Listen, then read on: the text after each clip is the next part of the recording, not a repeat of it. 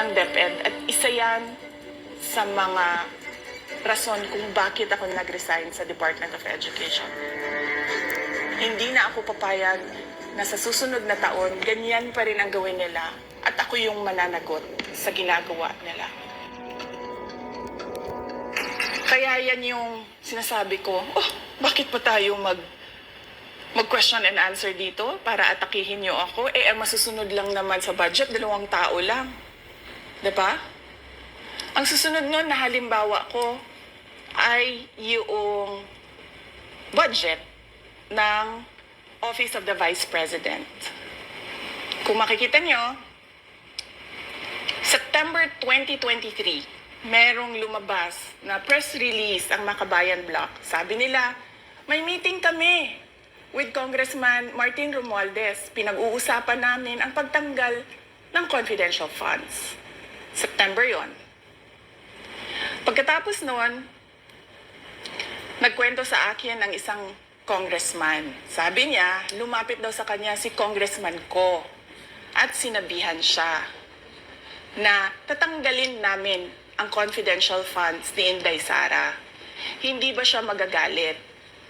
Ang sagot naman sa kanya nung kaibigan ko na congressman, alam mo, si Inday Sara, walang pakialam sa pera yan. Magtatrabaho yan kahit anong budget. Alam niya yan. Dahil alam din yan, limitado ang pera ng gobyerno. Kaya magtatrabaho yan. Trabaho lang ang gusto niyan. Sinabihan siya. Inulit pa niya yung tanong. Tinanong niya yung congressman, sigurado ka ba na hindi magagalit si Inday Sara? Sabi niya, hindi. Kaya kung makita ninyo, doon sa budget hearing ng Office of the Vice President, ay dinefend namin ng maayos kung paano gagamitin ang confidential funds. Napapabilis ang trabaho, napapadali ang trabaho, dahil nakatarget yung mga proyekto.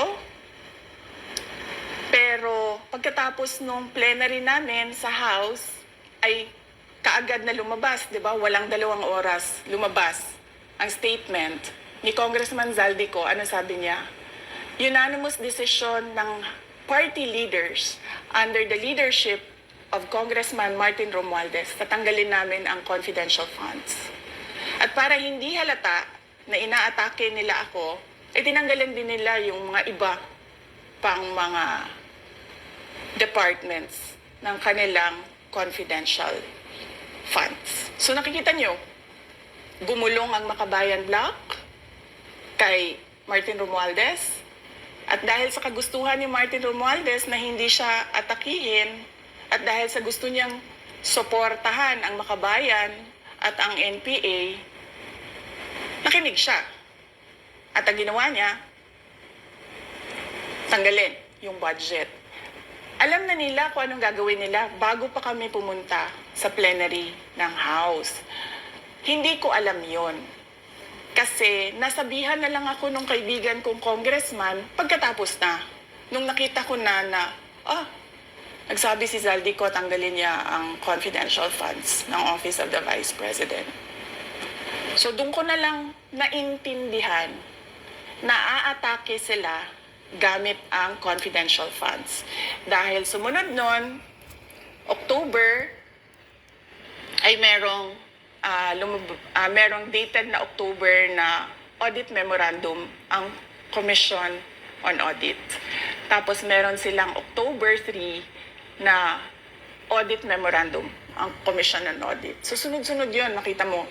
Naglabas ng press release ang Makabayan, nag-defend kami ng budget namin, nagsalita si Zaldico, lumabas ang mga AOM ng COA, September, October. Kaya yan din yung rason. Nung nakita na namin at na-confirm namin doon sa audit memorandum ng COA na ito na yon, confirmation ng pag-atake. Kasi hindi pa kami confirm doon sa unang tanggalin namin yung confidential funds sa OVP. Ang kumpirmasyon namin, noong nagbo-budget hearing sila, at doon sa budget hearing, tinatanong nila, may AOM na ba? May AOM na ba? At nakita namin lumabas na. Yun yung confirmation namin na ito yung pag-atake. Kaya nung 4th quarter ng 2023, hindi na ginamit ng Office of the Vice President at ng Department of Education ang confidential funds. Kasi sabi ko sa kanila, kahit gaanong tamang gamit natin dyan, gagawan nila ng mali yan. Bubutasin nila yan at aatakihin tayo gamit ang confidential funds. At ang patutuo nito, kung makita ninyo, noong House hearing, noong August 27, 90% ng mga tanong, confidential funds. Kahit na 2024 at 2025, wala ng confidential funds ang Office of the Vice President. So yan yung explanation ko, mahabang explanation ko, bakit pa tayo mag-question and answer? Para atakihin ninyo ako? Tapos, alam naman nating lahat, Congressman Zaldico, Congressman Martin Romualdez lang ang nagdidesisyon sa budget ng bayan. Madam Vice President, it seems that there's this great plan against you talaga to destroy you. And speaking of plan, kasi during the budget hearing po, may nagsabi kasi dun ng let's stick to our plan. And you also called that person po. Ano po, can you po share about this po? Ano ba tong plan talaga nila during this budget hearing? Oo. Doon sa budget hearing na nangyari noong August 27, nakita nyo na meron na silang nakahandang PowerPoint presentation, meron na silang nakahandang audiovisual presentation, meron na silang nakahanda na script na binabasa, at yung isa pa nga na congresswoman na sabi niya, wala akong panahon. Basta mahaba ito. Hindi ko mabasa letter per letter. Pero kung makita mo, may nakahanda siya na mga sagot sa mga sinabi namin sa Commission on Audit. Legal points na sinabi namin sa Commission on Audit. Bakit napakadelikado ng ginagawa na kinukuha ang mga dokumento ng hindi tapos at hindi final na audit. So kung makita mo, ganun yun, nakahanda sila. Makikita natin na let's stick to our plan, atakihin natin ito siya.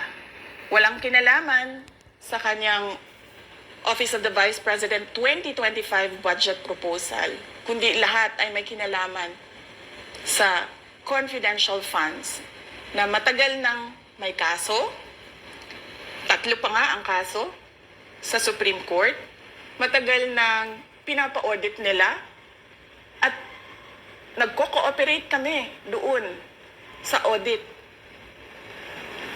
Kaya makikita ninyo kung ulit-ulitin natin yung nangyari noong House budget hearing noong August 27. Meron silang plano na gamitin yon para siraan ako. At hindi lang sila tumitigil dyan. Kung makita ninyo, ngayon naman nasa DepEd budget sila ng pagsira ng pangalan ko. Kahit wala akong kinalaman doon sa mga observations ng Commission on Audit, sinasabi nila na kasalanan ni Inday Sara yan.